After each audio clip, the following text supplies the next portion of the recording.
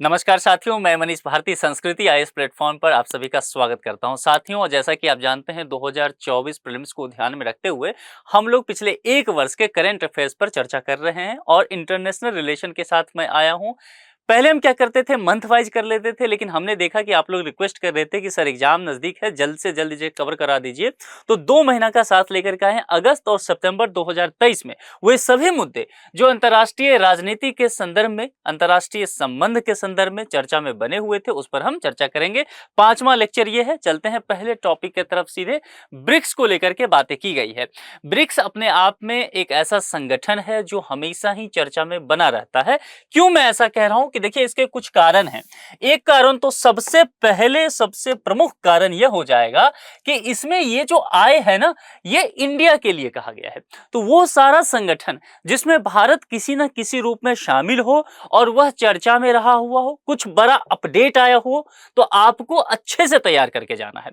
और ब्रिक्स में इंडिया है। अच्छा, इंडिया के साथ साथ यदि चाइना भी कहीं चर्चा में आ जाए, फिर आपको और ज्यादा ध्यान देना चाहिए। तो यहां पर ये जो है, ये चाइना के लिए है। और एक और अहम बात, भारत का एक सदाबहार दोस्त कहा जाता है अंतर्राष्ट्रीय संबंध के दृष्टिकोण से, उसका नाम है रसिया। तो रसिया भी अगर साथ आ जाए तब तो और भी ज्यादा इंपॉर्टेंट हो जाता है।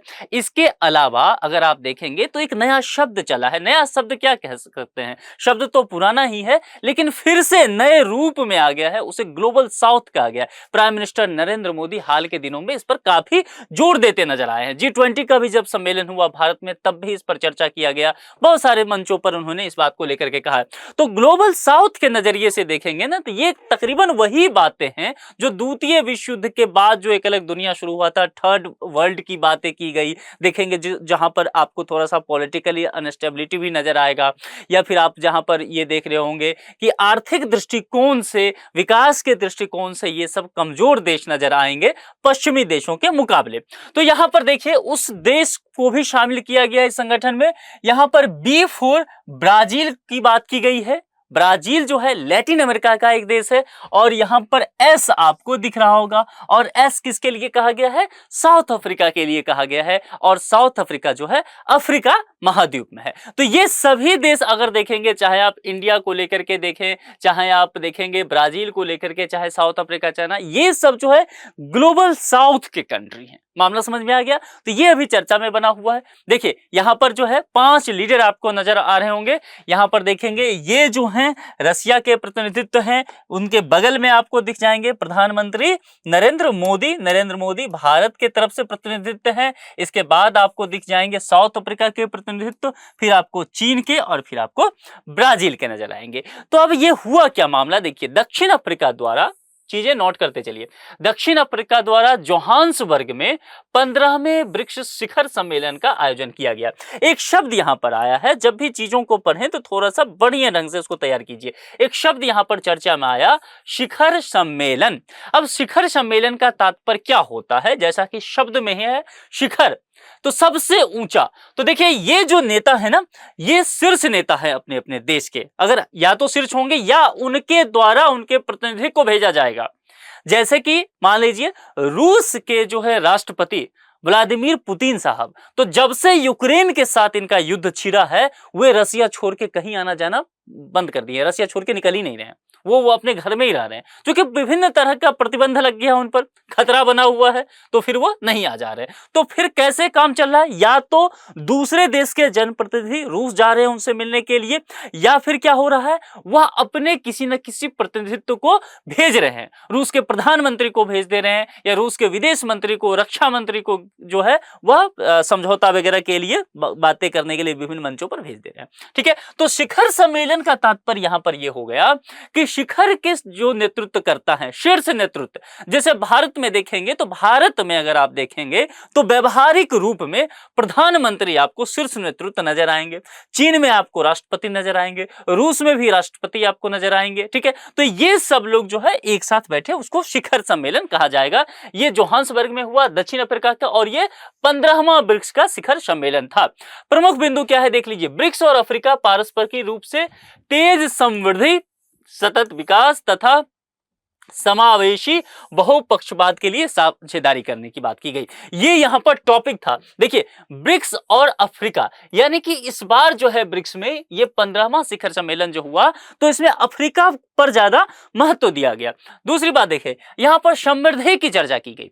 यहां पर देखिए, यूपीएससी को समझने के लिए यहां पर इससे अच्छा उदाहरण नहीं हो सकता। कहते हैं ना, यूपीएससी जो है उसमें आपको मल्टी डायमेंशनल अप्रोच डेवलप करना पड़ेगा एज ए यूपीएससी एस्पिरेंट आप में। ठीक है, कहने का तात्पर्य है कि जब आप आईआर पढ़ रहे हैं तो साथ ही आपके पास इकोनॉमी की भी समझ होनी चाहिए। देखिए, मैं ऐसा क्यों कह रहा हूं, यह एक शब्द लिखा गया है समृद्धि। अब ये जो होता है इंग्लिश का ग्रोथ हो जाएगा, और एक चीज और यहां पर लिखा हुआ है विकास, और ये इंग्लिश का डेवलपमेंट वर्ड होगा। ठीक है, सतत विकास, सस्टेनेबल डेवलपमेंट की बात की गई। देखिए, तो समृद्धि और विकास में क्या अंतर है। जब भी इस तरह की चीजें जिसमें आप अर्थव्यवस्था से संबंधित बातें बढ़ेगा, इकोनॉमी की चर्चा तक रुकेगा, जैसे कि पर कैपिटा इनकम की लेकर के मैं बात कर लूं, मैं आपको ग्रॉस डोमेस्टिक प्रोडक्ट की बात करूं, मैं नेशनल इनकम की बात कर लूं, तो ये सब चीजें जो है वह समृद्धि में आ जाएगा। लेकिन मैं जब कहूंगा विकास की बातें, तो यह अपने आप में एक बड़ा अम्ब्रेला है। ठीक है, विकास के तहत बहुत सारी चीजें आ जाता है। विकास के तहत ये जो इकोनॉमिकल डेवलपमेंट है ये तो शामिल हो ही जाएगा, लेकिन इसके अलावा बहुत सारी चीजें होंगी, जैसे कि हेल्थ भी आकर के जुड़ जाएगा, जैसे कि एजुकेशन आकर के इसमें जुड़ जाएगा, जैसे कि इंफ्रास्ट्रक्चर आकर के जुड़ जाएगा। ठीक है, और बहुत सारी चीजें वो होता जाएगा, तब हम उसे कहेंगे डेवलपमेंट। तो ये बड़ा एक तरह से आप कॉन्सेप्ट इसे कह सकते हैं अर्थव्यवस्था की भाषा में। देखिए, अब आईआर की बातें की गई है। अब अगर इन चीजों को पढ़ें, इस पर आप आंसर राइटिंग लिखें, तो जरा सोचिए कि आप कितने डेप्थ में जाकर के लिख पाएंगे। सभी लोग एक ही टॉपिक को पढ़ते हैं, कोई बाहर का चीजें नहीं पढ़ रहा है, वही करंट अफेयर्स आप भी पढ़ रहे हैं, वही बाकी स्टूडेंट्स भी पढ़ रहे हैं, आपके रूममेट भी पढ़ रहे हैं, जो आपके क्लास में बैठ के टेस्ट दे रहा है वो भी वही पढ़ रहा है। लेकिन फिर क्या आप अलग सोचेंगे कि आपकी कॉपी दूसरे से अलग हो जाए, वो यही चीजें हैं, और यह आपको खुद में ही डेवलप करना पड़ेगा। ठीक है, तो चलिए, यहां पर सबसे पहले आपने समझ गया कि बातें क्या कही गई है, सतत विकास और समावेशी। समावेशी का तात्पर्य होता है कि सभी एक साथ आगे बढ़े, तो उसके लिए कुछ विशेष व्यवस्था की जाएगी। ठीक है, विकास के क्रम में कुछ जो है देश, कुछ व्यक्ति जो है वो पीछे छूट जाते हैं, उनके लिए विशेष व्यवस्था करके सबको एक इक्वल प्लेटफॉर्म दे करके फिर वहां से विकास की बात की जाएगी, तो समावेशी विकास हो जाएगी। सबका साथ सबका विकास, प्राइम मिनिस्टर नरेंद्र मोदी कहते हैं ना, वही है। देखिए, तो ब्रिक्स में अफ्रीका को टारगेट किया गया। अब देखिए, चीजें ऐसे समझिए, अफ्रीका महाद्वीप एक ऐसा महाद्वीप जिसे कभी डार्क कॉन्टिनेंट कहा जाता था, क्योंकि उसके विषय में बहुत अधिक जानकारी नहीं रहा। संसाधन तो है, रिसोर्सेज हैं, पर रिसोर्सेज का दोहन तो छोड़िए, प्रयोग तक नहीं हुआ है, उपयोग तक नहीं हो पाया है। तो यहां पर इसमें अफ्रीका पर फोकस करने की बातें कही गई, बहुपक्षवाद को लेकर के, ब्रिक्स का विस्तार को लेकर के। देखिए, ब्रिक्स ने क्या किया है, जैसे मैंने कुछ कंट्री का आपको नाम बताया यहां पर। ठीक है, यहां पर देखिए, मैंने कहा ना कि ब्रिक्स को लेकर के यहां कहा था आपसे। देखिए, ये ब्राजील हो गया, रसिया हो गया, इंडिया हो गया, चाइना हो गया, साउथ अफ्रीका हो गया। लेकिन देखिए, पहले ये ब्रिक ही हुआ करता था, BRIC, ये ब्रिक हुआ करता था। साउथ अफ्रीका बाद में ऐड हुआ था, मैं भी बता दूंगा। अब ब्रिक्स जब हो गया, साउथ अफ्रीका ऐड हुआ, तो इसका नाम ब्रिक्स हो गया, SB आ गया। अब ये आगे चल के ब्रिक्स ने अर्जेंटीना, मिस्र, इथोपिया, ईरान, सऊदी अरब और संयुक्त अरब अमीरात को संगठन का पूर्ण सदस्य बनने के लिए आमंत्रण किया है। पूर्ण सदस्य, ठीक है, तो इसको समझना है। ये 1 जनवरी 2024 के ब्रिक्स के आधिकारिक रूप से पूर्ण सदस्य बन गए। ठीक है, इसी साल हो जाना था, लेकिन यहां पर समझिए, अर्जेंटीना के राष्ट्रपति जो हैं, उन्होंने ब्रिक्स समूह में शामिल नहीं होने की घोषणा कर दी। कोई भी वजह रहा होगा, उस वजह को आप पढ़ लीजिएगा। ठीक है, अभी हम उस पर चर्चा नहीं करेंगे, नहीं तो फिर ये टॉपिक जो है विषय से विषयांतर हो जाएगा, हम अलग चले जाएंगे। ठीक है, तो अलग पॉलिटिक्स की दुनिया है, इंटरनेशनल पॉलिटिक्स की। तो चलिए, तो ब्रिक्स जो है, अब देखिए, ये पॉइंट आपके लिए इंपॉर्टेंट होने वाला है, ये वाला, क्योंकि यहां पर अगर स्टेटमेंट बन जाता है तो अर्जेंटीना का नाम दिया गया, लेकिन आपके पास जानकारी होना चाहिए कि 1 जनवरी 2024 को बाकी कंट्री शामिल हो गए, पर अर्जेंटीना शामिल नहीं हुआ है ब्रिक्स में। यह ध्यान रखना है आपको। ठीक है, बहुत कम जगह यह जानकारी मिलेगा, और यूपीएससी ऐसे प्रश्न आपसे पूछ लेगा। पूरी तरह से ब्रिक्स पे तैयारी करके जाइए, धूमधाम से गलत करके आएंगे, क्योंकि ये जानकारी नहीं रहेगा। तो आगे बढ़ते हैं, ब्रिक्स के विषय में समझते हैं। ब्रिक्स दुनिया की अग्रणी उभरती अर्थव्यवस्थाओं, ब्राजील, रूस, भारत, चीन और दक्षिण अफ्रीका के समूह का संक्षिप्त रूप है। क्यों नहीं, भारत जहां पर हो, जहां पर चीन हो, जहां पर ब्राजील हो, जहां पर अफ्रीका हो, कैसे नहीं वह उभरती हुई अर्थव्यवस्था होगा, सोचिए। क्योंकि यहाँ पर प्रोडक्शन करने वाले हैं, यहाँ पर जो कहते हैं ना अर्थव्यवस्था को बढ़ाने वाले कारक हैं, तो भूमि भी यहाँ पर है, यहाँ पर पूंजी भी है, यहाँ पर मार्केट डेवलप है, युवा हैं, तो उनमें एस्पिरेशन है किस चीज का, रिस्क लेने की कैपेसिटी है, तो जाहिर सी बात है उस पर पूरी दुनिया की नजर होगी।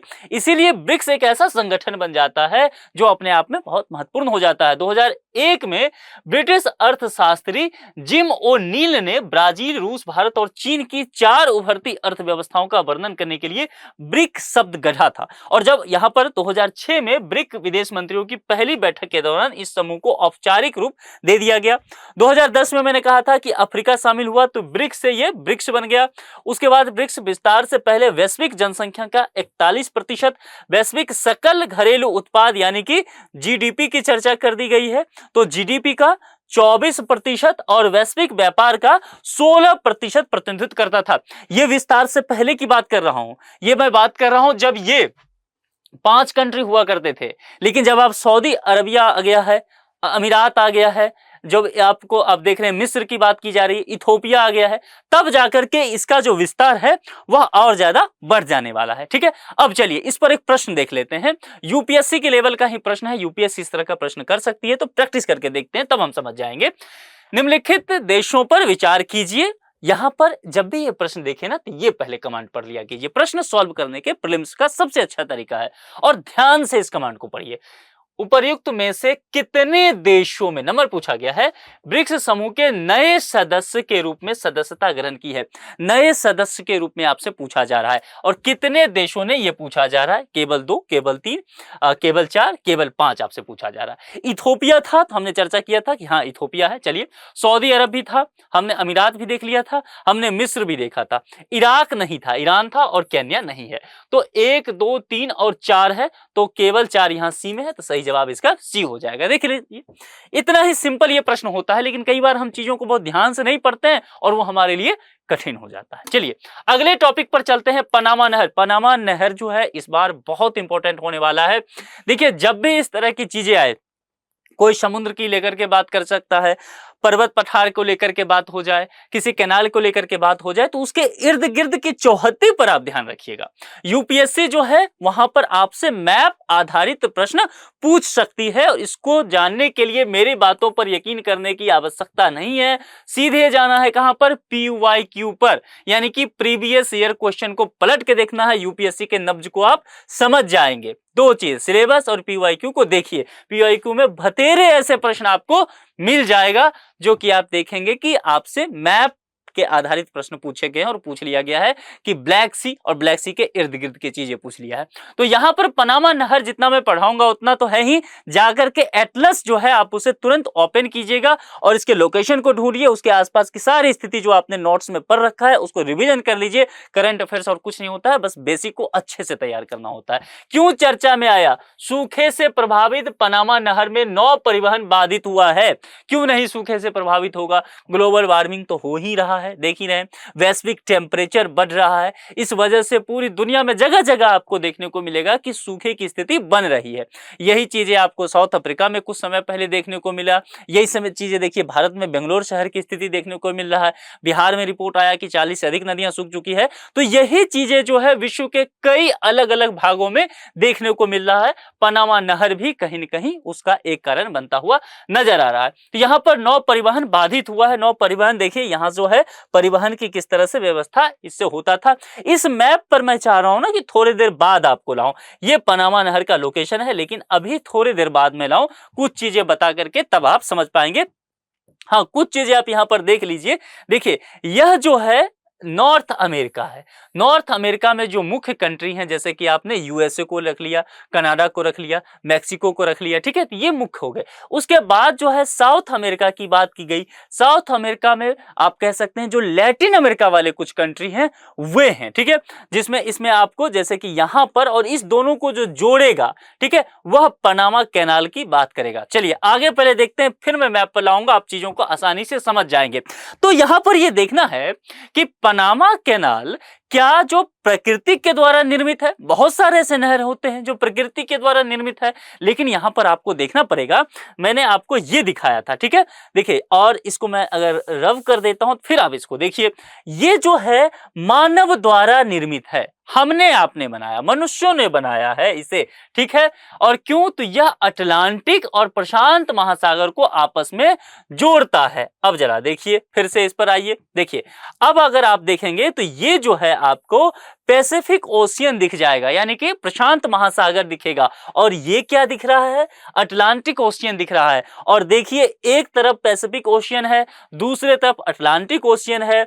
अब यहां पर कैसे पहुंचेंगे? यहां पर जोड़ने के लिए कुछ तो चाहिए, तो यहां पर हमने क्या किया, हमें जरूरत था परिवहन के लिए, व्यापार के लिए, हमने एक कैनाल तैयार कर दिया, और यह कैनाल का नाम दिया हमने पनामा कैनाल। मामला समझ में आ रहा है? यही चीजें यहां तस्वीरों के माध्यम से देखिए, और हमने क्या किया, पैसिफिक ओशियन को अटलांटिक ओशियन से जोड़ दिया, हमारा काम जो है वह चलने लगा। यही बातें तो यहां पर कहा जा रहा है। और चूंकि यही चीजें हुआ है, तो एक इस तरह का कैनाल है जो कि लैटिन अमेरिका को नॉर्थ अमेरिका से भी जोड़ देता है। मामला समझ में आ गया? चलिए आगे बढ़िए। मैप को आप साथ रख करके चीजें पढ़ते जाइए, आपको अलग से याद करने की जरूरत ही नहीं है, इमेज बन जाएगा, बिल्कुल माइंड में याद हो जाएगी चीजें आपको। यह जलियानो को दक्षिण अमेरिका महाद्वीप के दक्षिणी सिरे पर स्थित केप हॉर्न का चक्कर लगाने वाली लंबी और जोखिम भरी यात्रा से बचाता है। क्योंकि अब वहां पर केप हॉर्न का चक्कर लगाने की जरूरत है ही नहीं, क्योंकि वो साउथ में, अब इस मैप में आपको नहीं दिख रहा है, एटलस पे देखिएगा, तो यहीं से आप चले जाएंगे, इधर से घूम के जाने की जरूरत तो है ही नहीं, मामला आपका बच गया। यही बातें इसमें कहा जा रहा है। पनामा नहर 170 देशों के लगभग 2000 बंदरगाहों के लिए संपर्क मार्ग उपलब्ध कराती है। तो बहुत ज्यादा जो है यह इंपॉर्टेंट होने वाला है, ठीक है। तो आपको इसे तैयार कर लेना है अच्छे से। चलिए अब एक प्रश्न इस पर देखते हैं। पनामा नहर के संदर्भ में निम्नलिखित कथनों पर विचार करना है, और ये हमने कहा कि हमें पहले पढ़ना है, कौन सा सही है ये पूछा गया है। पहला स्टेटमेंट कहता है पनामा नहर एक मानव निर्मित जलमार्ग है, तो हमने पहले भी कहा था कि ये मानव निर्मित है, तो जाहिर सी बात है ये सही है। अब यहाँ पनामा नहर जो है उत्तर और दक्षिण अमेरिका को आपस में जोड़ने वाला एक जो है जलद मरुमध्य है, तो निश्चित तौर पर यह भी सही है। तो इसका सही जवाब एक और दो दोनों सही, तो सी हो जाएगा। इस टॉपिक को अच्छे से तैयार कीजिएगा, एटलस खोल के इसको सही से पढ़ना है, उसके आसपास के जो कंट्रीज वगैरह हैं उसको सही देख लेना है। भारत और G20 की बात करते हैं, क्योंकि G20 का आयोजन किया गया था। कब किया गया था? सितंबर के महीना में 2023 में भारत ने इसकी पहली बार मेजबानी करी थी, बड़ी वाहवाही भारत की हुई थी। तो चलिए इसको लेकर के देख लेते हैं। दिल्ली इसका लोकेशन था। भारत ने पहली बार G20 शिखर सम्मेलन की अध्यक्षता की। सम्मेलन का आयोजन नई दिल्ली में वसुधैव कुटुंबकम अथवा एक पृथ्वी एक परिवार एक भविष्य के थीम पर किया गया था। One earth one family and one future. Okay, तो ये चीजें हमारे लिए था वसुधैव कुटुंबकम, पूरी दुनिया ही अपना परिवार है, हमारे वेदों में ऐसा लिखा हुआ। हम उस चीज को लेकर के आगे बढ़ते हैं। तो G20 का जो शिखर सम्मेलन हुआ था, फिर से वही शब्द है, देखिए शिखर सम्मेलन, शीर्ष नेतृत्व, तुरंत समझ लेना है। तो क्या क्या हुआ इसमें, देखिए मुख्य बातें। जैव ईंधन की खपत में बढ़ोतरी के लिए ग्लोबल बायोफ्यूल अलायंस यानी कि GBA की शुरुआत की गई। भारत मध्य पूर्व यूरोप आर्थिक गलियारा। अभी यहां इस टॉपिक को देखिए, मैं डिटेल से नहीं पढ़ाऊंगा, इसके पॉइंट के रूप में पढ़ाऊंगा। मैं इस पर चर्चा आपको पहले भी करा चुका हूं, ठीक है। तो आप प्लेलिस्ट में करंट अफेयर्स में जाके देखिएगा। भारत मध्य पूर्व यूरोप आर्थिक गलियारा बनाने के लिए एक समझौता ज्ञापन जो है MOU पर सिग्नेचर हुआ है। अफ्रीकी संघ, सबसे महत्वपूर्ण बात G20 का, एक ये और एक ये, सबसे महत्वपूर्ण एक और दूसरे नंबर पे ये, ठीक है। अफ्रीकी संघ को G20 के अस्थायी सदस्य के रूप में औपचारिक रूप से शामिल कर लिया गया, और भारत ने आगे बढ़कर के किया, तो भारत एक लीडर की भूमिका में आ गया है। और दूसरी बात यह भी आप तैयार कर रख लीजिएगा, ये इंपॉर्टेंट होने वाला है। पर्यावरण और जलवायु संबंधी पर्यवेक्षण के लिए G20 सैटेलाइट मिशन आरंभ करने का प्रस्ताव पेश किया गया। Global digital public infrastructure repository यानी कि GDPIR पर G20 फ्रेमवर्क बनाने की एक सहमति बन गई। लंबे समय से यह कोशिश किया जा रहा था, फाइनली ये पूरा हो गया। G20 के बारे में समझ लीजिए, अंतर्राष्ट्रीय आर्थिक सहयोग को बढ़ावा देने वाला एक प्रमुख तंत्र है। दुनिया के 20 बड़े देश जो है यह संगठन वो आपस में मिल बैठ करके बातें करते हैं। यह सभी प्रमुख अंतर्राष्ट्रीय आर्थिक मुद्दों पर वैश्विक व्यवस्था और गवर्नेंस को आकार देने और मजबूत करने में अपनी भूमिका निभाता है। उत्पत्ति जो है इसका गठन 1990 में एशियाई वित्तीय संकट के बाद ये सोचा गया। प्रमुख जो दुनिया की बड़ी अर्थव्यवस्थाएं हैं उन्होंने सोचा कि इस तरह की संकट बार बार आएगा तो हमें आपस में तकनीक हो, रणनीति हो, ये सब साझा करना चाहिए। आपसी मुद्दों को हम एक मंच होना चाहिए जहां से सुलझा सके। उसके बाद जो है इसकी परिकल्पना किया गया। ठीक है, अब देखिए G20 का शिखर सम्मेलन जो होता है इसका आयोजन प्रतिवर्ष होता है। इसकी अध्यक्षता क्रमिक रूप से बदलती रहती है, यानी कि कोई एक कंट्री जो है इसकी अध्यक्षता हमेशा नहीं करता है। और एक शब्द होता है, इस शब्द का नाम है ट्रोइका। अब ये ट्रोइका क्या शब्द है इसको समझ लीजिए। ट्रोइका कहने का तात्पर्य यहां मैं बताता हूं, यानी कि मैंने कहा अध्यक्ष को लेकर के, तो ट्रोइका शब्द जो है ना इसका अध्यक्ष शब्द से संबंध है। अध्यक्ष शब्द से संबंध है। इसमें एक आता है पूर्व, एक आता है वर्तमान और एक आता है फ्यूचर की बात, जो भविष्य। कहने का तात्पर्य है कि कौन सा ऐसा देश होगा जो कि पूर्व में अध्यक्षता किया हो G20 का, और फिर वर्तमान में कौन उसकी अध्यक्षता कर रहा हो, और यह सौंप देगा भविष्य की अध्यक्षता किस कंट्री को।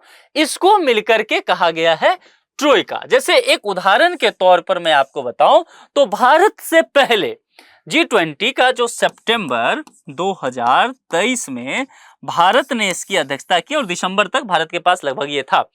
तो 2022 में जिसने अध्यक्षता की थी G20 की, उसका नाम है इंडोनेशिया। तो इंडोनेशिया भी इस ट्रोइका, ये पूर्व हो गया इंडोनेशिया ट्रोइका का मेंबर, और ये सितंबर 2023 में भारत ने, तो भारत जो है वह वर्तमान हो गया। और भारत के बाद मैंने कहा भविष्य को लेकर के बातें किया जाएगा।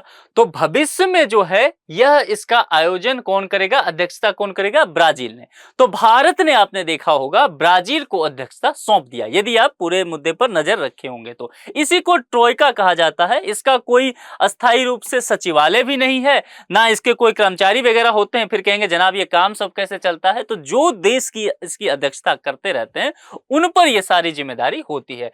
यहां पर निम्नलिखित कथनों पर आपको विचार करना है और कितने कथन सही हैं, ये यूपीएससी का जो आजकल का ट्रेंड है। तो एक दो प्रश्न हम ऐसा भी प्रैक्टिस कर लेंगे ताकि जब आप परीक्षा भवन में जाएं कयामत के दिन में तो आपको परेशानी ना हो। ऐसे प्रश्न से आप पहले ही रूबरू हुए हो। देखिए, भारत ने पहली बार G20 शिखर सम्मेलन की अध्यक्षता एक पृथ्वी, एक परिवार, एक भविष्य के थीम के साथ की। वसुधैव कुटुंबकम की मैंने चर्चा की, सही है।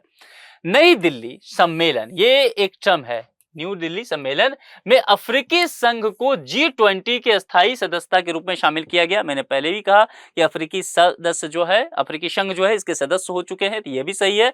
G20 ट्रोइका में भूतपूर्व, वर्तमान और आगामी अध्यक्ष देश शामिल होते हैं, ये भी मैंने समझाया ही, तो ये भी सही है। यानी कि सही कथन कितने हैं, तो तीनों कथन सही हैं, सभी 3 सी में है, तो आपका सही जवाब ये हो जाएगा। तो सही से प्रश्न को देखेंगे, टॉपिक को अच्छे से समझेंगे तो मैं कोई कारण नहीं समझता हूं कि आप प्रश्न का सही जवाब नहीं दे पाएंगे। अब एक टॉपिक और भी इंपॉर्टेंट है मेरे नजरिए से, ये टॉपिक जो है बहुत इंपॉर्टेंट हो जाता है, क्योंकि मैंने पहले भी कहा कि भारत जुड़ा हुआ है और आसियान, तो 10 देश यहां से जुड़े हुए, हालांकि एक और नया कंट्री इसमें आ गया है, अभी मैं चर्चा करूंगा। ठीक है, भारतीय प्रधानमंत्री ने इंडोनेशिया के जकार्ता में 20वें आसियान भारत शिखर सम्मेलन और 18वें पूर्वी एशिया शिखर सम्मेलन यानी कि EAS 20 में हिस्सा लिया। क्या कहता है, दक्षिण पूर्व एशियाई देशों का संगठन आसियान को लेकर के बात करते हैं। इसकी स्थापना 1967 में आसियान घोषणा यानी कि बैंकॉक घोषणा पत्र पर हस्ताक्षर के बाद हुआ था। बैंकॉक घोषणा पत्र आपको ध्यान में रखना है, नहीं तो पूरा आसियान पढ़ के जाएंगे और ये पूछ लिया तो आप गड़बड़ कर जाएंगे। ये मैप आप देख लीजिए, सदस्य देश 10 हैं। मैंने कहा था 2022 में पूर्वी तिमोर जो है वह आसियान के 11वें सदस्य के रूप में शामिल हो गया है।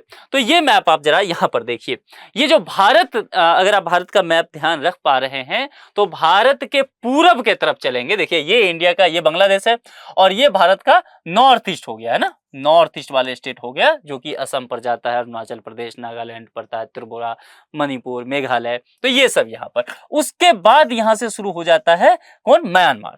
तो म्यांमार एक हो गया इसका कंट्री। चलिए, मैंने कहा 10 हैं, जोड़ते हैं हम, गिनते हैं, चलिए काउंटिंग खेलते हैं। एक हो गया म्यांमार, लाओस यहाँ पर दूसरा हो गया, थाईलैंड तीसरा हो गया, वियतनाम चौथा हो गया, कंबोडिया पांचवा हो गया। ठीक है, चलिए आगे गिनते हैं। सिंगापुर छोटा सा नन्हा मुन्ना सा एक देश है पर बहुत ज्यादा समृद्ध है और मेडिकल हब है। आधे तो मेडिकल हब क्या 90-80% तो डॉक्टर जो है भारतीय ही हैं। तो छठा सिंगापुर हो गया। मलेशिया सातवां, बहुत छोटा सा है। ब्रुनेई भी बहुत छोटा सा है, ये आठवां हो गया। इंडोनेशिया एक फैला हुआ है, इसका जकार्ता में ये हुआ था शिखर सम्मेलन, तो द्वीप इसका एकदम देखेंगे यहां से यहां पूरी तरह से फैला रहता है इंडोनेशिया का, तो ये हो गया नम्मा। ठीक है, 9th नंबर। ओके, और ये फिलीपींस हो गया ये 10वां नंबर। साउथ चाइना सी विवाद में इस देश का नाम आप हमेशा सुनते होंगे, चाइना के साथ उलझता ही रहता है, इसको अच्छा लगता है ना कि चाइना इसके साथ उलझता है, ये कहना सही रहेगा, ये जांबाज की तरह लड़ते रहता है। तो 10 देश ये हो गया और पूर्वी तिमोर जो है एक अगला आ गया है। ये लोकेशन आपको मैं दिखाया हूं कि जोड़ जोड़ के एक एक काउंटिंग करके, ताकि ये ध्यान रहे, क्योंकि यहां से प्रश्न आ सकता है। इधर भारत पर जाता है, साउथ एशिया इसके बाद है। ठीक है, चलिए अब यहां पर हम आगे देखते हैं, संस्थागत तंत्र देखते हैं। आसियान की अध्यक्षता सदस्य देश प्रतिवर्ष चक्रीय आधार पर आसियान की अध्यक्षता करते हैं। आसियान शिखर सम्मेलन की बैठकें वर्ष में 2 बार आयोजित की जाती हैं और सचिवालय इंडोनेशिया के जकार्ता में स्थित है। क्षेत्रीय सहयोग तंत्र की बात करें तो पूर्वी एशिया शिखर सम्मेलन को लेकर के बात करें तो आसियान के सदस्य देश ऑस्ट्रेलिया, चीन, Bharat, Japan, New Zealand, south Africa, रूस इसमें है। क्षेत्रीय सहयोग संगठन के तहत इसको ध्यान में रखिएगा, पूर्वी एशिया शिखर सम्मेलन ये आ सकता है आपके लिए, ये इंपॉर्टेंट है। और इससे संबंधित जब भी आएगा तो कंट्री का नाम पूछा जाएगा, तो आपको ये ध्यान में रखना है। चलिए अब इस पर एक प्रश्न देखते हैं। ऐसा क्या प्रश्न है इसमें? निम्नलिखित देशों पर विचार कीजिए प्रश्न, और हम ये देखते हैं उपर्युक्त में से कितने देश आसियान के साथ साथ पूर्वी एशिया शिखर सम्मेलन के सदस्य हैं। तो आसियान के तो मेंबर हैं ही, इसके अलावा पूर्वी एशिया शिखर सम्मेलन के भी सदस्य रहे हों, हमने से पहले चर्चा किया ही, आपको बताया था कि ये इंपॉर्टेंट होने वाला है। तो और ये केवल 2 केवल 3 इस तरह का विकल्प है जो कि यूपीएससी का नया पैटर्न है। तो देखिए इसमें पहले कंट्री के नाम पे देखते हैं, ध्यान रखना है कि वह आसियान का भी मेंबर होना चाहिए और इसके साथ साथ पूर्वी एशिया शिखर सम्मेलन का भी मेंबर होना चाहिए। तो देख लेते हैं, सबसे पहले चीन के विषय में देखते हैं। देखिए चीन जो है पूर्वी एशिया शिखर सम्मेलन में एक तो था, लेकिन चीन के विषय में हम जानते हैं कि वह आसियान में नहीं है, तो यह है यहां से निकल गया। भारत जो है यहां पर जानते हैं हम कि पूर्वी एशिया शिखर सम्मेलन में है लेकिन आसियान में नहीं है। और फिलीपींस, म्यांमार और ब्रुनेई ये तो उसमें भी है, आसियान में भी, यानी कि ये 3 हो गया, तो केवल 3 बी इसका हो गया, यानी कि ये 3 देश हैं, फिलीपींस, म्यांमार और ब्रुनेई, ये आसियान में भी था और इसके साथ पूर्वी एशिया शिखर सम्मेलन में भी शामिल रहा, इसका जवाब 3 हो जाएगा। इस तरह के से भी पूछा जा सकता है, 2 अलग अलग सम्मेलन संगठन को जोड़ दिया जाए और जो चीज उससे कॉमन निकले वो आपसे पूछ लिया जाए। ठीक है, चलिए अब 5वें टॉपिक पर चलते हैं। International organisation of legal metrology certificate, ठीक है, यानी कि इसको शॉर्ट फॉर्म में कहा गया है OILM। ठीक है, तो देखिए भारत OILM सर्टिफिकेट जारी करने वाला प्राधिकरण बन गया है, ध्यान रखना है, क्योंकि भारत चर्चा में आ गया है इसको लेकर के, इसीलिए इंपॉर्टेंट होगा। छोटा सा टॉपिक है, कई बार हम लोग ध्यान नहीं देते हैं, छोड़ के आगे बढ़ जाते हैं और वही मुसीबत बन जाता है, वहीं से यूपीएससी पूछ लेती है। तो इस सर्टिफिकेट के विषय में समझ लेते हैं। यह प्रणाली जो है थर्मामीटर, क्लिनिकल थर्मामीटर जैसे मापन उपकरण जो होते हैं उनके लिए प्रमाण पत्र जारी करने का काम करेगा, पंजीकृत करने और उसका उपयोग करने वाली यह प्रणाली हो जाएगा। International organisation of legal metrology के विषय में जरा समझते हैं। स्थापना 1955 में, हेडक्वार्टर फ्रांस के पेरिस शहर में, उसकी राजधानी में। सदस्य कितने हैं? तो 64 सदस्य देश हैं, भारत भी इसमें शामिल है। छोटा सा टॉपिक है लेकिन जानकारी रखना चाहिए क्योंकि ये आ सकता है। और इसके संदर्भ में एक प्रश्न देख लेते हैं। International organisation of legal metrology OIML certificate के संदर्भ में निम्नलिखित कथनों पर विचार कीजिए, सही हमें ढूंढना है। तो पूछा गया है कि ये जो है OIML इसकी स्थापना वर्ष 1955 में हुई थी, ये सही है, अभी हमने देखा ही। और इसके में भारत तो शामिल है ही, तो भारत सहित 164 देश क्या इसमें शामिल है? देखिए ये गलत जवाब होगा, चूंकि 164 नहीं है बल्कि इसमें 64 कंट्री शामिल है, इंडिया को इंक्लूड करते हुए। ठीक है, तो सही है, पूछा गया है आपसे, देखेंगे तो यहां पर यह कथन तो मतलब गलत हो गया, पहला ही सही है। है, तो केवल एक ये सही हो गया। ठीक है, तो इस बार इंटरनेशनल रिलेशन में इतने टॉपिक जो हैं वह महत्वपूर्ण था और इसको अच्छे से तैयार कर लीजिएगा, क्योंकि कई टॉपिक ऐसे हैं जो रिपीटेड है। तो अगले लेक्चर में मैं आऊंगा तो फिर अगले कुछ टॉपिक के साथ आपसे मुलाकात होगी। इस बार हमने देखा कि मैप आधारित कुछ प्रश्न है, तो मैप को एक बार अच्छे से जरूर देख लीजिएगा। आपको परीक्षा के लिए अग्रिम शुभकामनाएं। इस लेक्चर में इतना ही रखते हैं, अपना बेहद ख्याल रखिए। शुक्रिया।